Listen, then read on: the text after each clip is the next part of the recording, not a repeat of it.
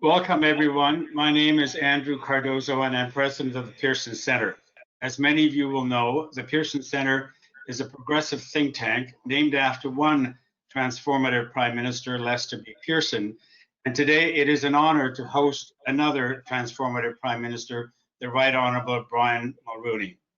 This is our 15th webinar on COVID-related issues, and we have several more planned in the weeks ahead on immigration, innovation, the investment climate, cybersecurity, the future of work and technology, and how COVID has affected women, Indigenous peoples, and the public service.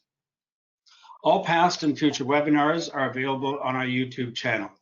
I want to take a quick moment to thank our sponsors, without whose help these sessions would not be possible. Our event sponsor is Aurora Strategy Group, and our sustaining sponsors are the Canadian Building Trades Unions and the International Association of Firefighters. And I might just add, feel free to visit our website if you want to make a modest donation or contribution to having these sorts of webinars.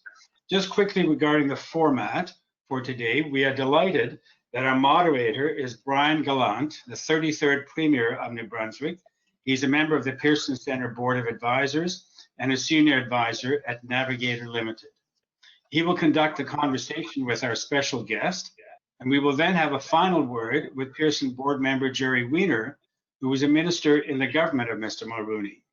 But now, to introduce our special guest, I will turn to yet another board member of the Pearson Centre and former finance minister of Alberta. Iris Evans, over to you. Well, thank you very much, Andrew. It's such an honor, such a privilege to be asked to introduce the 18th Prime Minister of Canada, who served from 1984 to 1993. And Mr. Prime Minister, welcome to the Pearson Centre and your first visit with us. Fellow Canadians, Mr. Mulroney today is building on the agenda that was part of his daily life while he was serving us as our Prime Minister. His agenda for Canadian greatness built on all those things he was passionate about. He was the first person, the first Prime Minister to bring us a free trade agreement with the United States. He combated racism. He was, in fact, a wonderful builder of the oil and gas sector in the West, and we are forever grateful for his commitment to energy. He did his best to combat racism, and he also, in fact, put in the Royal Commission for Aboriginal people. He has done a lot with our Western leaders in the West here to combat and reduce apartheid in South Africa.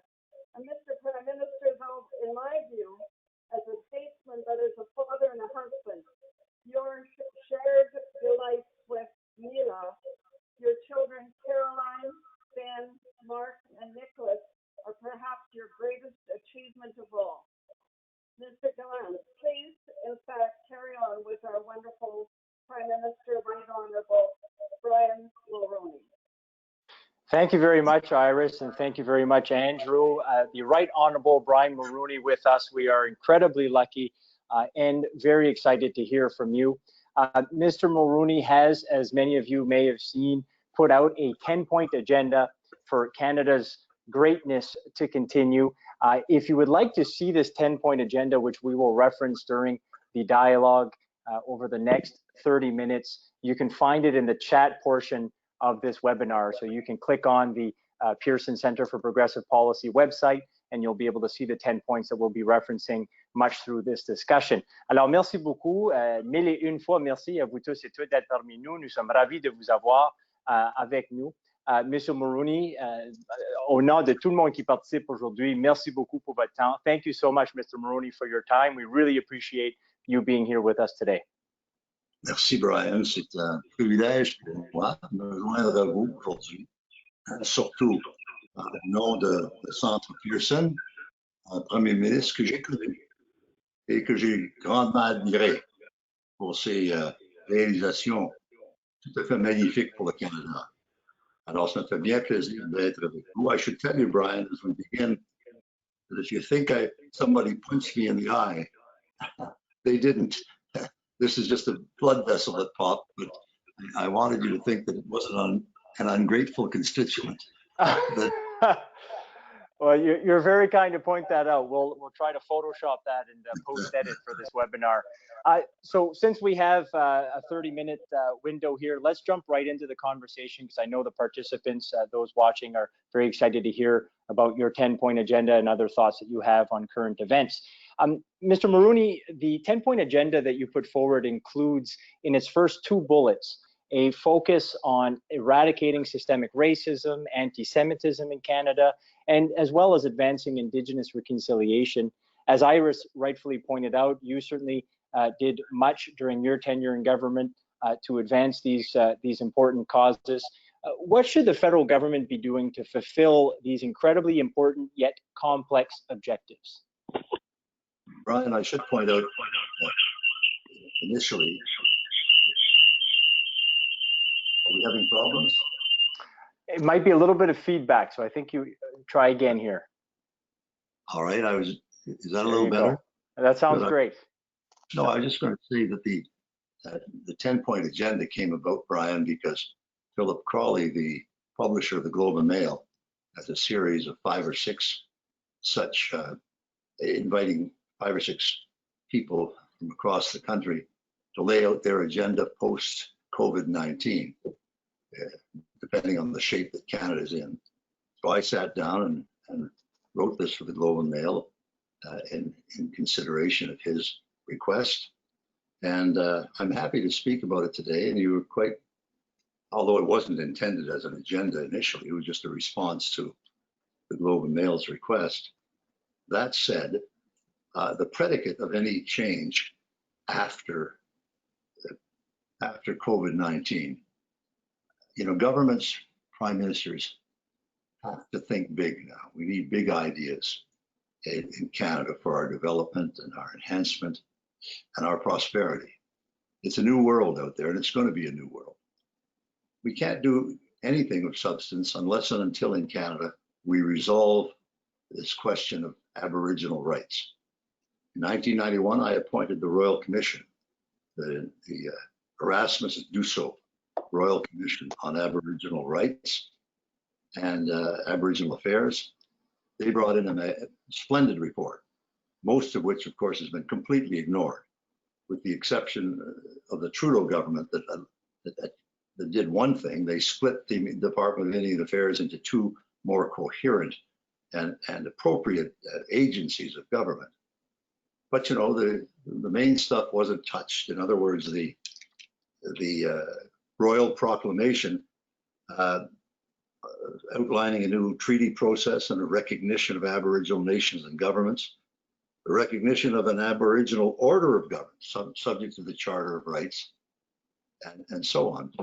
We're not going to get any resource development and anything else in Canada of significance unless and until the Aboriginals are satisfied, the Indigenous peoples are satisfied that Canada has turned the page on the racism of the Indian Act and is now moving ahead with a brand new series of ideas, all of which have been laid out in that Royal Commission.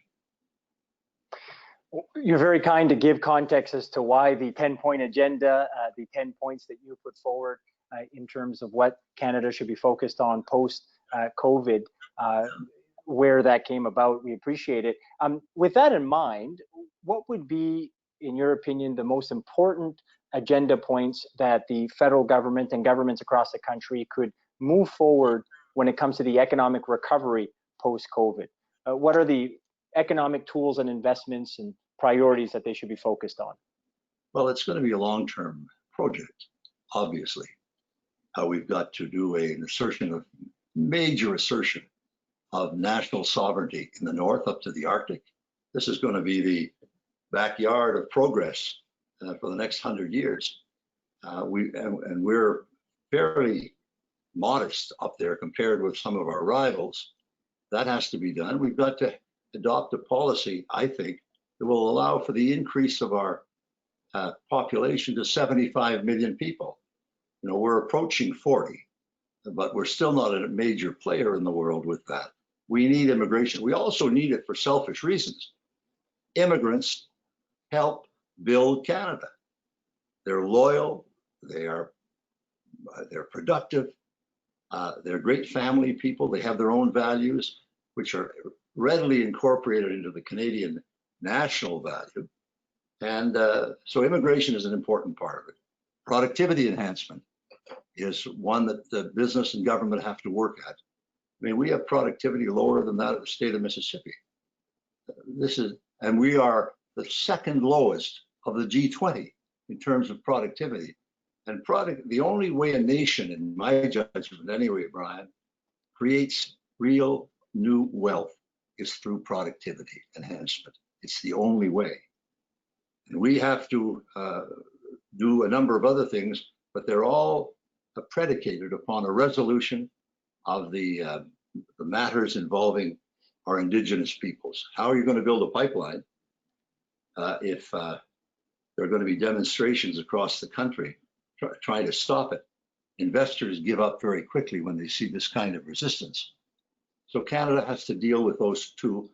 And you touched upon the anti-Semitism and matters like that. This is a blight on Canadian citizenship. We have to fundamentally deal with those. I spoke not so long ago at the Shar Synagogue in Montreal and laid out a program, modest program that I thought would really help in the area of anti-Semitism, because it's a growing concern. It's not going away. It's not getting less and less every day. It's getting more and more every day, not just in Canada, but in the US and in France in particular. So these are all important matters that require new and big thinking by younger people. They'll help us, Canada, to continue to grow by the development of their own big ideas. You raise many important points in that answer. So let me just maybe hone in on one. In the 10-point agenda, and again today during the conversation, you reference getting the population basically to doubling it to 75 million people, mostly through the levels of immigration being increased. As somebody from Shediac Bridge, rural New Brunswick, I certainly see the benefits of growing the population as we face an aging population. And of course, as somebody that, like many Canadians, has a story of immigration that's very dear to our heart. My grandparents moved from Holland, from the Netherlands in 1952 with 17 kids and came over to New Brunswick to start a new life. And luckily they chose a country that wouldn't judge them based on their language, their culture, the money they had in their pockets. So we were very lucky that they chose Canada and they chose New Brunswick. So with that said, to boost the population through immigration, one question I think many would have, how do you do that in a way that Canadians still support the ideals that make up Canada, that still support multiculturalism? Because obviously that's a big influx of people. So what advice would you give with regards to that? Well, the first thing we would do is scour the world looking for parents with 17 children. It helps population growth. Yeah. That'll get us to our objective pretty quickly. But you know, Brian, you're a perfect example of how good immigration is for Canada. Your parents arrived here, and look at you. In one generation, you're premier of the province of New Brunswick. And this is the way immigration traditionally operates. You look at the Italians in Toronto, for example. If you look at the Ukrainians across the West and into Ontario, each generation and each group has brought new prosperity to Canada and new loyalty to Canada. So I think that we have to not open the floodgate. Hell, I saw a guy the other day who's running for the leadership of a political party who said that if he got elected prime minister, he'd cancel all immigration. Well, I mean, this is Looney Tunes stuff. And we have to educate our countrymen, but we have to proceed by example. When I became prime minister, I think in the previous government that they had between 60 and 100,000 immigrants. I increased that to 350,000, which was the largest in history. And it's now continues to go up. But we have to make some dramatic changes, vigorously attract citizens, also encourage them to move into regions outside of Toronto and Montreal and Vancouver. up north, in Atlantic Canada, out west, and so on. And this can be done with inducements, encouragements, educational, and monetary, and so on, getting them located. But, you know, who wouldn't want to live in Canada? This is a magnificent country. And, you know, we're not tooting our own horn enough in respect of immigrant possibilities here. Well said. You raised in your 10-point agenda the idea that there should be an examination of policies articulated specifically by Hugh Segal to the guarantee of a basic income for those living in poverty in the country. Please, if you don't mind, could you speak to us as to why you put this point forward in this 10-point agenda? Well, actually, Brian, that came about because of the pandemic. You know, I got through this, and a lot of people on this call probably got through this pretty well. But there are one hell of a lot of people in Canada who didn't. The guy out in Ville La Salle here with 3 kids living in a 2-bedroom apartment with no air conditioning. And in the middle of this, he loses his job. Now, these are the people who we have to give special care to. And the way to do it, one of the ways to do it, I should say, is the program outlined by Hugh Segal for a basic income for people living in poverty. If we've learned anything from this thing, it's the imbalances in equity in our society. People are rich and people are poor and people are in the middle class, but there's a big, big crowd who are in poverty, and they have to be looked after on an ongoing basis. And the idea of a basic income for those living in disadvantaged people living in poverty is one that should attract the attention of our Prime Minister and his colleagues. Très bien dit, Monsieur Mulroney. Vous avez bien sûr servi comme Premier ministre du Canada, alors j'ai une question, donc je pense que plusieurs personnes aimeraient entendre votre réponse. As you know all too well as a former Prime Minister, at times it can be difficult, not impossible, but difficult to move forward some agenda points simultaneously, such as creating economic opportunities and growth and enhancing competitiveness, but at the same time addressing inequalities, which you have certainly made the case that have been laid bare during the COVID pandemic. Another example, advancing energy and natural resource projects while combating climate change and protecting the environment. So often these things can be complex and difficult to advance at the same time. What advice would you have as somebody who's seen as a very progressive and environmentally focused Prime Minister for the current Prime Minister and his government as they look to balance all of these important facets moving forward? Well, one of the things, Brian, he should do is get rid of all the interprovincial trade barriers right now. This is shocking that we have a free trade agreement with Mexico and the United States and now with Europe, and we can trade more easily there than we can. Ontario can trade with Quebec, given the this is not smart. So we have to do that. The Prime Minister should also consider leading an initiative that would create a free trade area of the Americas, which would bring together 35 countries with almost 1 billion people, generating $30 trillion of wealth every year, with Canada at the very center of it. This is an area that Canada has led in the past, I think with great success, the US-Canada Free Trade Agreement, NAFTA. And you know, we could step up to the plate in a big way by being the architect of, you know, hard to do with President Trump, I acknowledge that, but he may not be there forever. And this would be a good project for Canada to lead on. But it has to be subject as well to the needs of the environment. The Canadian middle class don't want little tax breaks for hockey sticks, this kind of stuff. They want to leave their children and their grandchildren a pristine environment. And we can do that in Canada, indeed we must. And so the two can be conjugués, both of them together can advance the environment and the economy. You create jobs with trade and you protect the environment with your intelligence. You know this has to be done. And I've said before, and anybody who thinks he's going to be elected Prime Minister of Canada without a thoughtful and generous and visionary environment program is dreaming in Technicolor. It's not going to happen. Oh, fantastic response. Thank you for that. You raise, in every question, you raise so many things that I'm sure the listeners would love for us to explore. One thing you mentioned, of course, is working with President Trump. You mentioned NAFTA. This obviously leads us to ask someone like yourself, who certainly has been touted as having a fantastic relationship with our counterparts in the United States. What can Canada do? What can the federal government do? What can others do to improve the relationship that is so pivotal and crucial to Canada in so many different ways?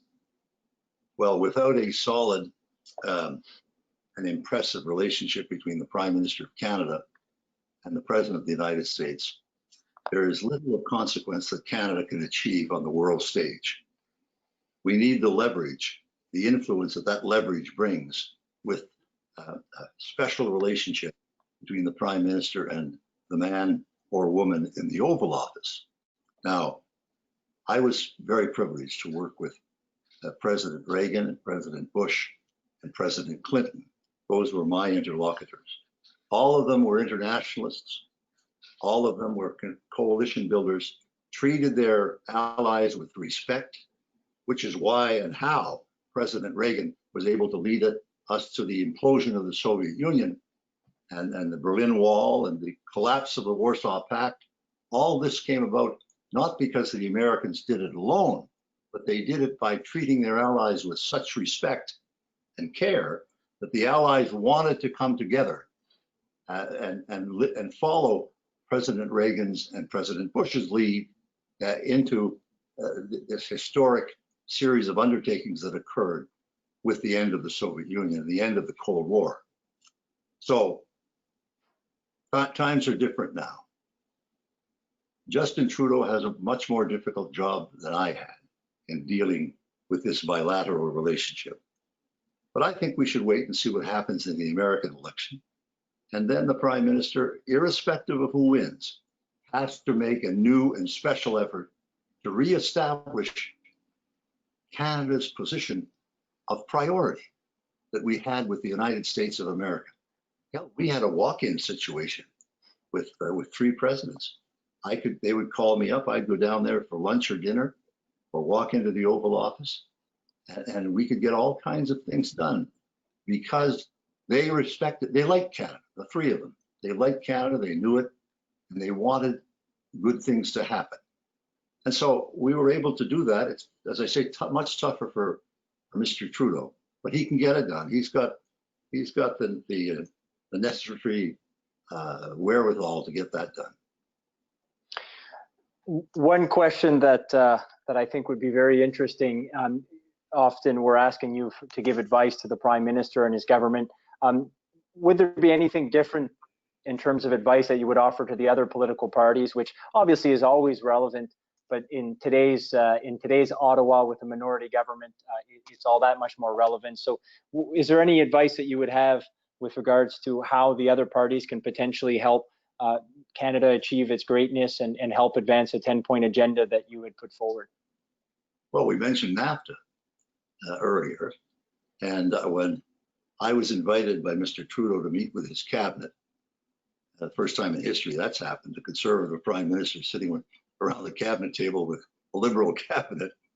But as I said, coming out of there, when the media asked me, I said, you know, I've learned that there's no Liberal way or no Conservative way to negotiate a comprehensive free trade agreement. There's only a Canadian way. And I think on matters like that, the opposition should not hesitate to be supportive of the government, any government that's seeking to operate on an international level on policies that will bring great benefits to Canada. You know, partisanship is great and it's fun. And, you know, you see a lot of trivia and trash in the House of Commons. And the media love this as well. But the big stuff occurs in a different way. And if the opposition parties see the government, trying to do something beneficial for Canada and for Canadians, they ought to support it. Set their partisanship aside and help the government achieve benefits that will help Canadians for decades to come. I'd like to think I can speak for all the listeners when I say that it's great to hear that advice, and we certainly hope that the political parties and the leadership in Ottawa will heed that call. So, Mr. Mulroney, time flies when you're as interesting as you are, and people are getting to hear all these fascinating thoughts and insights that you have. I'd like to give you just a moment to say anything that maybe we didn't cover with regards to your 10-point agenda, and also I'd like to add, if you don't mind, to just quickly explain what's behind you, because I'm very I'm very biased in terms of the beautiful painting that is right behind you, behind your head. Well, I thought that Brian would be interested in this. This is a bowback of graduation day at the University of New Brunswick. But what you don't see in the painting is if you go up the hill a little bit more, you land at St. Thomas University. And in St. Thomas University, there's a Brian Mulroney Hall. Absolutely. I graduated from St. Thomas College High School in Chatham, New Brunswick, many, many years ago. So when Neil and I saw this bowback, we purchased it immediately for sentimental reasons. But look, Brian, we're talking at the Pearson Institute. Mike Pearson was one of the greatest prime ministers Canada ever had. And he operated, and he got all of this done. His list of achievements is this long. And he got it all done with 2 minority parliaments. And he accomplished more with a minority government than most people did with a majority government. And that speaks to talents that prime ministers should be working on right now. Compromise, thoughtfulness, an absence of brutal partisanship. That only takes you so far. And the willingness to cooperate with the opposition parties, because as President Reagan said, he once told me, he said, you know, Brian, it's amazing what you can accomplish if you don't mind who gets the credit. Mike Pearson personified that school of thought, and that's why he was such a brilliant and successful leader.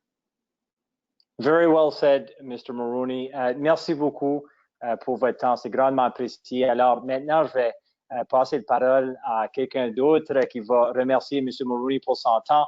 I personally want to say a big thank you to Mr. Mulroney and all the listeners for their time. It's very much appreciated. So I'd like to now pass it on to Jerry Wiener, who will thank the Prime Minister. Merci, Brian. C'est un plaisir pour moi d'être avec vous aujourd'hui. Un grand plaisir. Jerry, I don't think you have your mic on, so if you, fantastic. Excuse me. Thank you very much, Brian Gallant, and thank you to the Pearson Centre and Andrew Cardoza for convening this discussion. It is my pleasure to say a few words of thanks to my friend, the Right Honourable Brian Mulroney. I had the good fortune to serve under his leadership as an MP and minister in his cabinet, a leader who was a transformative Prime Minister who has always had the ability to think big and think bold. Do the right thing, even if in the short term it might be unpopular, were often a part of his very wise counsel. Prime Minister, at the cabinet table, you always pushed us to be confident about the never-ending ability of Canada and to think big about what the government can do to improve the lives of Canadians and make Canada stronger. Your record is one of significant development for Canada while you're Prime Minister, both domestically and internationally. Your continued help and advice to subsequent governments of various stripes highlights your commitment to Canada, regardless of partisanship. Thank you for your words today. Once again, you are showing your belief in the people of Canada to dream big and bold. I'm particularly struck by the issues you and I worked on together, namely immigration and combating racism. And I might add, I'm still working on both those issues today. You have set out a well-thought-out agenda as we come out of COVID in the months ahead and the years ahead. And I, for one, am most encouraged and inspired. Before we end, I would like to tell you, we have a modest gift for you, a small painting of Meech Lake and Wilson House. Well, I remember Beach Lake. Regardless of the outcome, your ambitious initiative gave Canadians the opportunity to discuss and debate who we are as a people and a country. That in itself is a valuable exercise in nation building. My best wishes to Mila and your family. I look forward to your continued thought leadership. Merci beaucoup. Thank you. Thank you, Jerry, very much. I'm delighted to be with you. You bring back fond memories. Meech Lake too. Meech Lake was a very good thing for Canada, and another generation will help bring a resolution of this matter. And I think they'll probably find some foundational power in the elements of Meech Lake. So thank you very much for that, and I look forward to getting the painting. I'll put it right up here. Beside it, of course. Right next to the back. There you go. Thank you so much, everyone. Merci beaucoup pour votre présence. I want to remind you, as Andrew mentioned at the top of the webinar, that there are going to be many other opportunities for you to hear on fascinating topics with the Pearson Centre for Progressive Policy, putting on more webinars like this. We hope you'd enjoy it. Encore une fois, nous apprécions énormément que vous nous avez rejoints aujourd'hui. Thank you so much. Thank you all very much. Thank you. Thank you very much, Prime Minister. Eh bien.